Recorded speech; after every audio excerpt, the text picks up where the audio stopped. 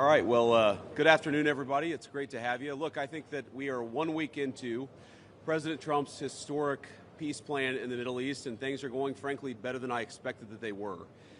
This is a very, very tough situation. You have two peoples, two enemies who have fought a very tough conflict against each other. You have a terrorist organization on one hand that murdered a lot of innocent people. You've got an Israeli army that was defending itself on the other, that has learned a lot over the past couple of years. And then, of course, you have an innocent civilian population in Gaza that's caught in the middle. But we're here at the Civilian Military Cooperation Center, which we are announcing the opening of. You have Israelis and Americans working hand in hand to try to begin the plan to rebuild Gaza, to implement a long-term peace, and to actually ensure that you have security forces on the ground in Gaza, not composed of Americans, who can keep the peace over the long term. So we've got a lot of work left to do. This is going to take a very, very long time, but I think Steve Witkoff, Jared Kushner, and Admiral Cooper behind me have done an incredible job. I want to say just a couple of quick things, and then I want to turn it over to Steve Witkoff. Number one, the Israeli government has been remarkably helpful in this. I want to thank them, thank our Israeli partners, and all the folks particularly who are working hand in hand with their American friends here at the CMCC. And number two, I want to say that there is this weird attitude I've sensed in the American media and the Western media where there's almost this desire to root for failure, that every time something bad happens, that every time that there's an act of violence, there's this inclination to say, oh, this is the end of the ceasefire, this is the end of the peace plan. It's not the end. It is, in fact, exactly how this is going to have to happen when you have people who hate each other, who have been fighting against each other for a very long time. We are doing very well. We are in a very good place. We're going to have to keep working on it, but I think we have the team to do exactly that. So with all thanks to our partners, both in Israel but all across the Gulf Arab states, Indonesia, the Turks, we are doing an amazing thing here, and I'm particularly proud of the American troops working at the command center who are coordinating this effort and making it possible. So with that, I want to thank Ambassador Steve Witkoff and turn it over to him to say a few things, and after everybody's said a few words, we'll take some questions. Thank you, guys. Steve?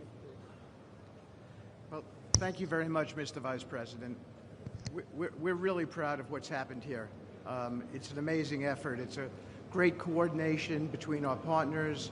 We have a great team. Signing this deal up was a challenge in and of itself, but the implementation, that's where it really is going to be the most important.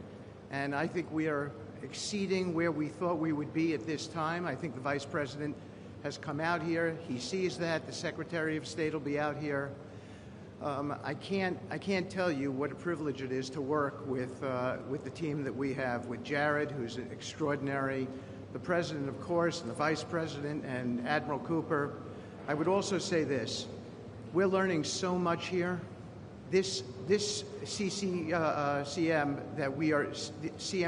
that we're setting up now, this is going to be used in other conflicts as we figure out all the intricacies of how to modulate a peace deal, go from war to peace.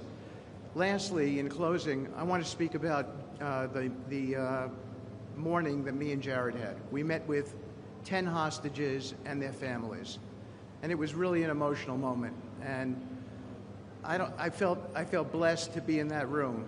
Lots of tears, lots of people really, really grateful to President Trump for getting their children home, and you, of course, Mr. Vice President. And I want to observe that I didn't see any victims in that room. I saw strong people who have come out under very difficult circumstances. Their families are reunited, and they are so grateful. And it was just my privilege as an American to be there. Thank you. Great, thank you. Jared? Thank you. Thank you, Mr. Vice President. Thank you, Steve. First of all, we really appreciate your visit here. It's given a great boost of energy to everyone here, and your support through this whole effort has been really tremendous. What you see here today is really the opening of the CMCC. This has been something that's been envisioned by CENTCOM. Admiral Cooper will speak about that in a bit. But we always knew that the deal that we were working on would kind of have two phases to it. The first phase was obviously getting the live hostages out.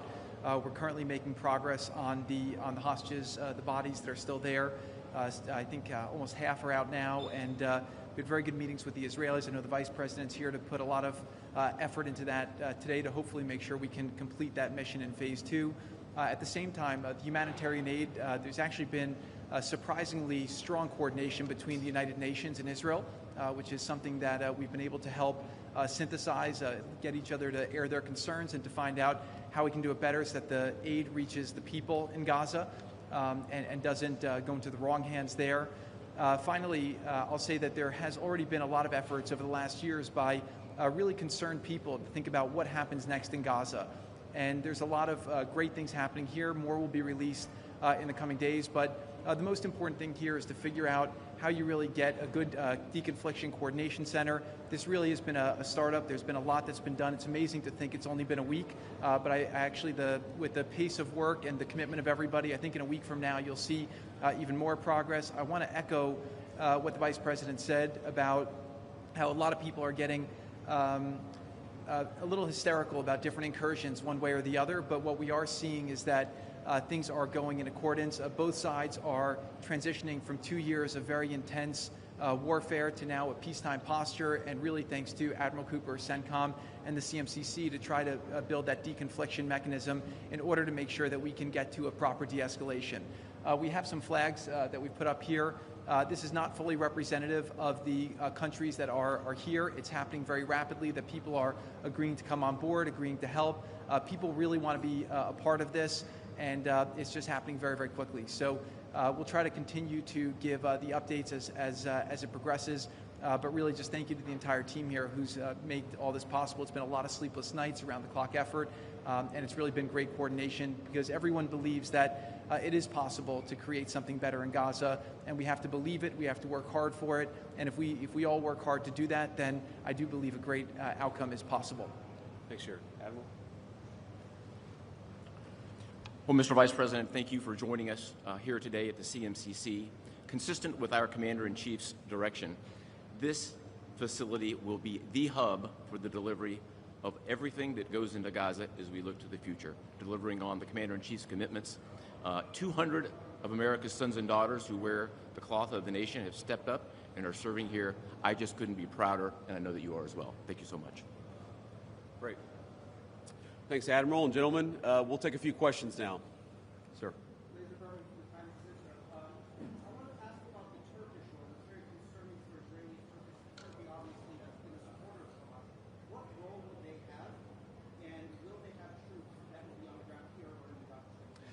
Well, I think, first of all, what troops are on the ground in Israel is going to be a question the Israelis have to agree to, and I'm sure that Prime Minister Netanyahu will have opinions about that, but we think everybody has a role to play here. Some of that's going to be financial, some of that's going to be in reconstruction, some of that's just in communication with the various parties to ensure that this deconfliction process actually works and is implemented. We're not going to force anything on our Israeli friends when it comes to foreign troops on their soil, but we do think that there's a constructive role for the Turks to play, and frankly, they've already played a very constructive role. We're very grateful for that. And you asked, they've supported Hamas in the past. No one who is a party to this conflict can look in the past and not point at something that they don't like or that they disagree with. Everybody who's been involved in this conflict can point at one other person. One of these flags can point at another flag and say, we hate that person for various reasons. The way that we're going to get to peace is to focus on the future, which is what the President of the United States has asked us to do. And we think everybody here is very willing to do that and is very eager to engage in that effort. Ma'am.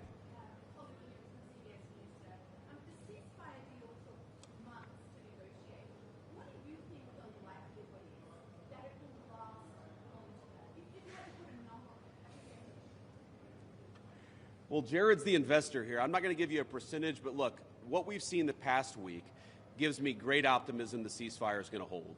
And if we get from where we were a week ago to a long-term, durable peace between Israel and Gaza, there are going to be hills and valleys. There are going to be moments where it looks like things aren't going particularly well. But given that, and given the history of conflict, I think that everybody should be proud of where we are today.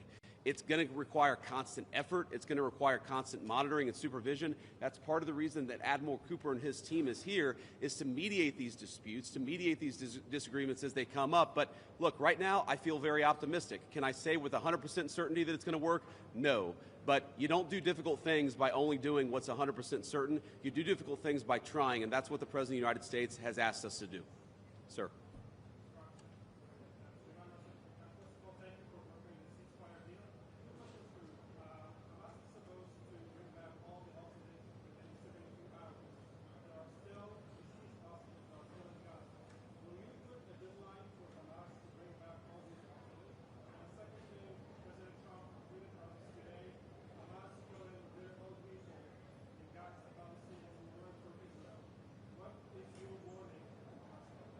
Yeah, so Steve, I'm going to ask you to follow up here, but let me say just a couple of words about the deceased hostages. I mean, one of the stations that I met with, one of the groups that's working on this that I met with earlier, they actually have a photo of the 15 deceased hostages who are still in Gaza. It is a focus of everybody here to get those bodies back home to their families so that they can have a proper burial. Now, that said, this is difficult. This is not going to happen overnight. Some of these hostages are buried under thousands of pounds of rubble. Some of the hostages, nobody even knows where they are. That doesn't mean we shouldn't work to get them, and that doesn't mean we don't have confidence that we will. It's just a reason to counsel in favor of a little bit of patience. This is going to take a little bit of time. And look, our warning to Hamas is very straightforward. The terms of the 20-point plan that the president put out there is very clear. It's supported not just by Israel, but by all of our Gulf Arab friends. It's that Hamas has to disarm. It's that Hamas has to actually behave itself, and that Hamas, while all the fighters can be given some sort of clemency, they're not going to be able to kill each other, and they're not going to be able to kill their fellow Palestinians. Now, again, that's going to take a little bit of time. We're talking about how to set up the security and humanitarian apparatus to put all this in place. But right now, where I stand, I feel confident that we're going to be in a place where this peace lasts, where it's durable. And if Hamas doesn't cooperate, then as the President of the United States has said, Hamas is going to be obliterated. Steve, do you want to add anything about the hostages? I think you said it, sir. Okay, great. Ma'am.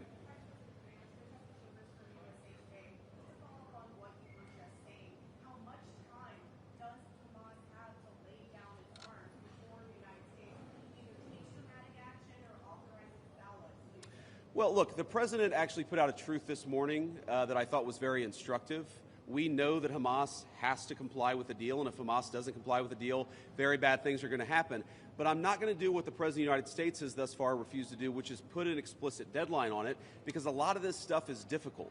A lot of this stuff is unpredictable. You basically have two regions in Gaza, one of which is relatively safe, I wouldn't say very safe, and one of which is incredibly dangerous. And part of ensuring that we get to a durable peace is to broaden the scope of the area that's safe. And the International Security Force is a big part of that. We don't yet have the International Security Force set up. That's something we're working towards. We have a number of volunteers who want to participate in that International Security Force. So my point is, I don't think it's actually advisable for us to say this has to be done in a week, because a lot of this work is very hard. It's never been done before, and in order for us to give it a chance to succeed, we've got to be a little bit flexible. I think what you're seeing from our Gulf Arab friends, certainly from our Israeli friends, is a certain amount of impatience with Hamas, but we're going to keep on working at this process, and we're going to keep on trying to bring the deceased hostages home, but also make sure that all Gazans are able to live in a prosperous and safe place. Yes?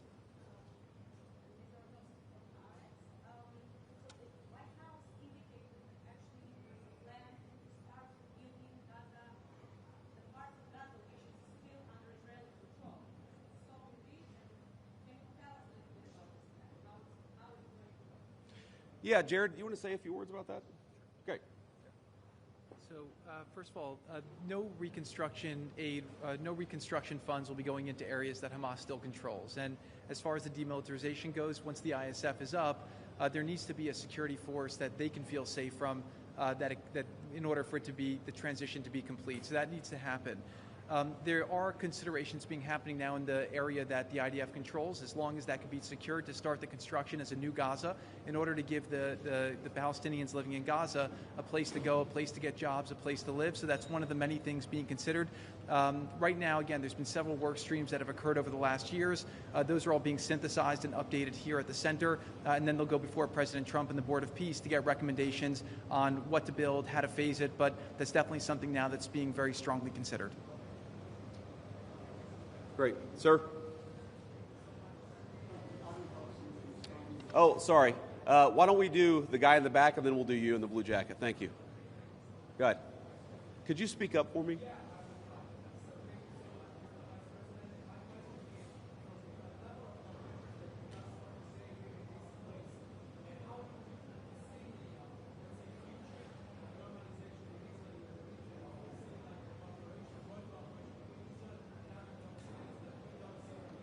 Yeah, well, you know, I think Steve put it best, which is that this model, I think, could serve for a foundation for normalization, not just in the Middle East, but across the world.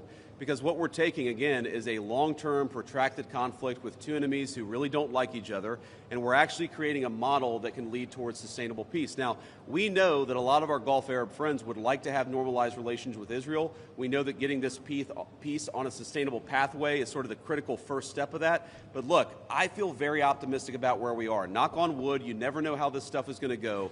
But given what I've seen, given the incredible talent and effort that's going in to the reconstruction of Gaza, to the long-term security of the Gazans in that territory, I feel very good about where we are. And again, if we get this right, I really do think it's going to be a domino that leads to a lot of further peace all across the region. Sir.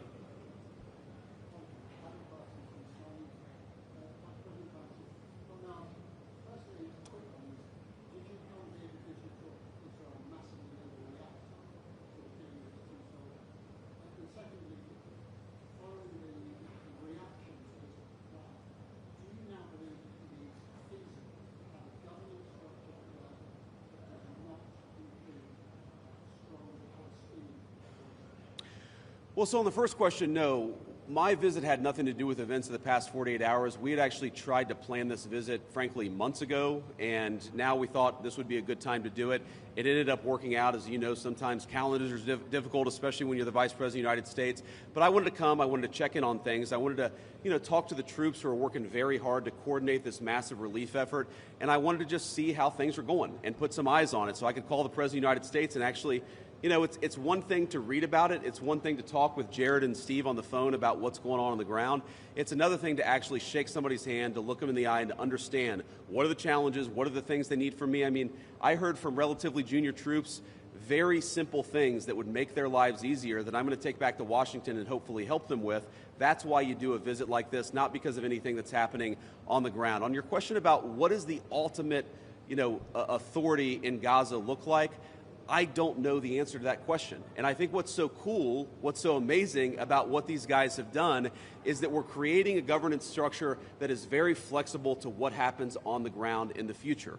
We need to reconstitute Gaza. We need to reconstruct Gaza. We need to make sure that both the Palestinians living in Gaza, but also the Israelis are able to live in some measure of security and stability. We're doing all those things simultaneously. And then I think once we've got to a point where both the Gazans and our Israeli friends can have some measure of security, then we'll worry about what the long-term governance of Gaza is. Let's focus on security, rebuilding, giving people some food and medicine. If we get to the point where we're arguing exactly what the governance structure in Gaza is long-term, then we should pat ourselves on the back. That's a very good problem to have, but I won't anticipate that problem before we actually have it. I'll take a couple more and then we'll get moving. Ma'am.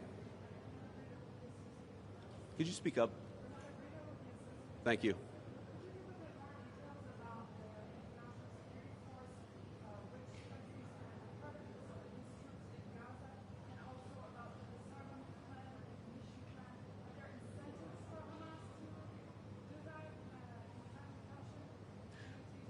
Well, the incentives are that unless Hamas disarms in accordance with the agreement, very bad things are going to happen, right?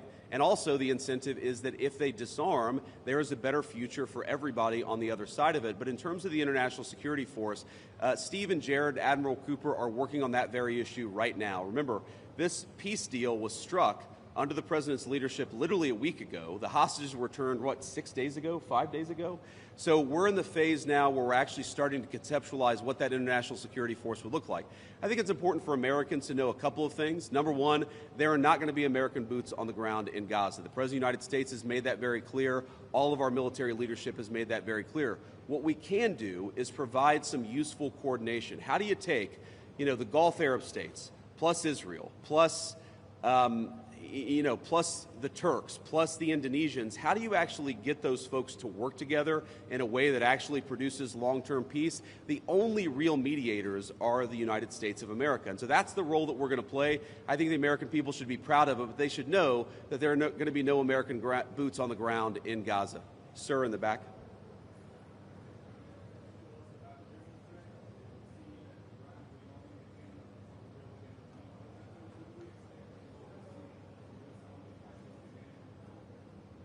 Could you ask the very last part?